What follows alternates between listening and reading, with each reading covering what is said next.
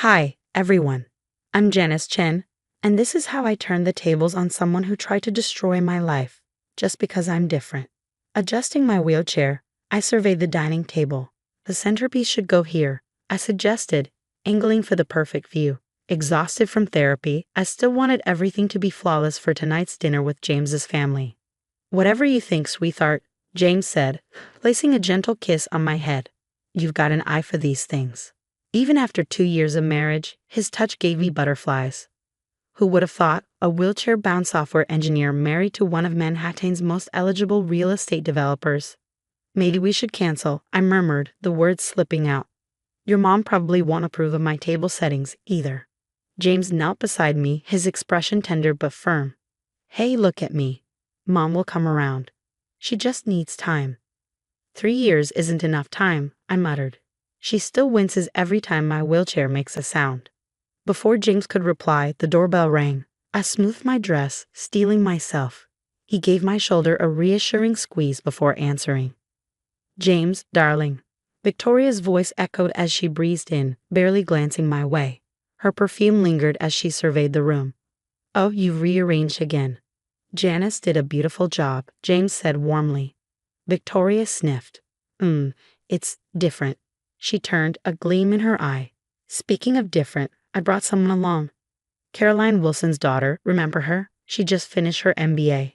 Mom, James said, his tone icy. I'm happily married. Of course, James, she replied, feigning innocence. It's just networking. Strictly business. Dinner was a showcase of passive aggression. Victoria monopolized the conversation, weaving tales of country clubs and galas. James, the Hendersons are hosting a charity event next week. You must come. It's for such a good cause. I cleared my throat. We'd love to attend. Victoria's smile was thin. Oh, it's at the Metropolitan. I'm not sure they have appropriate access. They do, James interjected. I checked their website. Fully accessible. Victoria's tone remained syrupy sweet. Well, you know how these events are. Lots of dancing. It might be uncomfortable for some people. I tightened my grip on my fork. I may not dance, Victoria, but I can still enjoy an evening out with my husband. Of course, dear. I just worry about James. All this extra care. It must be exhausting for him. James slammed his glass down, breaking the tension. I think it's time for dessert. Later, as the city lights twinkled through our bedroom window, I sat in silence, staring out. James wrapped his arms around me from behind. I'm sorry about Mom. She was way out of line. Does she think I don't notice? I whispered.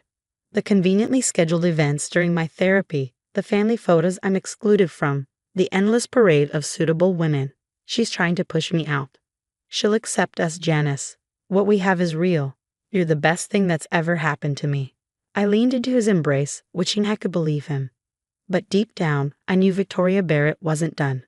Much later, I wheeled toward the study and froze at the half-closed door, voices drifting through. Rachel, we have to do something, Victoria was saying. Your brother's throwing his life away.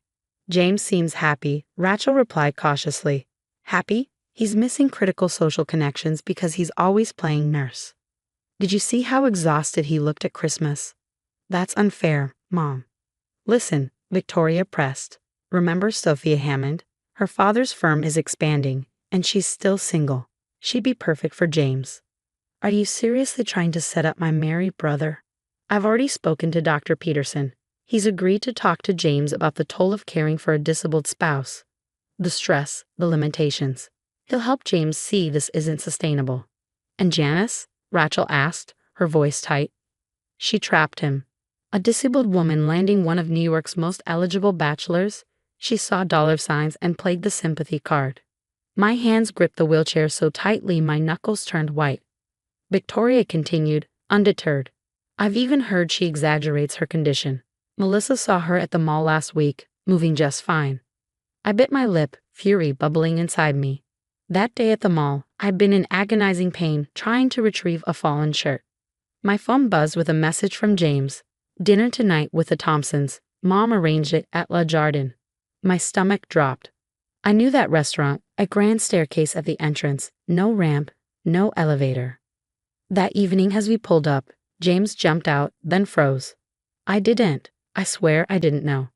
Of course you didn't, Victoria said smoothly, stepping out of her car, her face a mask of faint surprise.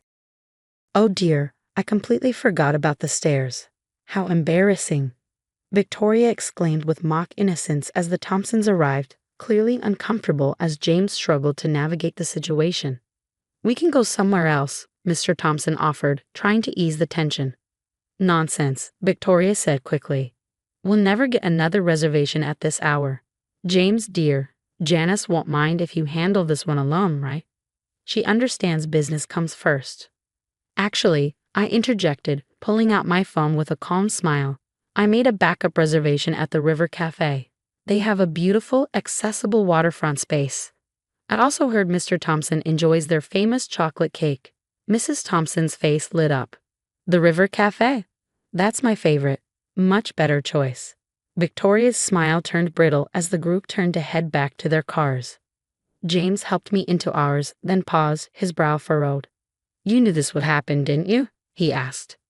Let's just say I've learned to have contingency plans, I replied. I'm so sorry, he said, guilt heavy in his voice. I should have checked. It's not your fault, I said gently, but then my tone hardened. But James, there's something you need to know about your mom and Dr. Peterson. As I recounted the conversation I'd overheard, I watched his face shift from confusion to anger. Victoria's mask was finally slipping, and maybe, just maybe, that wasn't such a bad thing. The next day, as I worked at my computer, James walked up behind me and began massaging my shoulders. How's the new database project coming along? Actually, I've been working on a different kind of database lately, I said, pulling up a spreadsheet filled with dates, screenshots, and messages. His brow furrowed. What's this? Your mom's been busy on social media, I said, clicking through the files. Remember Linda from the hospital board? Her daughter's in a wheelchair too. Victoria blocked their entire family from country club membership last year. James's jaw tightened. Are you serious? Here's more, I said, scrolling down. This is what she wrote about the Hendersons after they adopted a child with Down syndrome. Some people just love collecting sympathy points. This is disgusting, James said, his voice low and furious. How did you get these? Her password wasn't exactly Fort Knox material, I replied dryly, and there's more. I pulled up financial records. Notice anything strange about these charity donations? James leaned in, his eyes scanning the numbers. These don't match our foundation's records. Exactly, I said. She's been skimming money from every fundraiser. The children's hospital renovation, disaster relief drives. Half the funds went straight into her personal account. His face darkened. And she's hosting the charity gala tonight, getting an award for her dedication to diversity and inclusion. The irony is staggering. At the gala, Victoria was in her element, gliding through the crowd in a designer dress, likely purchased with stolen donations. She greeted guests with practiced charm, oblivious to what was about to unfold. Ladies and gentlemen, the board chairman announced, stepping up to the podium, before we present our Humanitarian of the Year award, we have some additional materials to share. The giant screen behind him lit up, displaying Victoria's social media posts. Her face drained of color as her hateful words filled the room.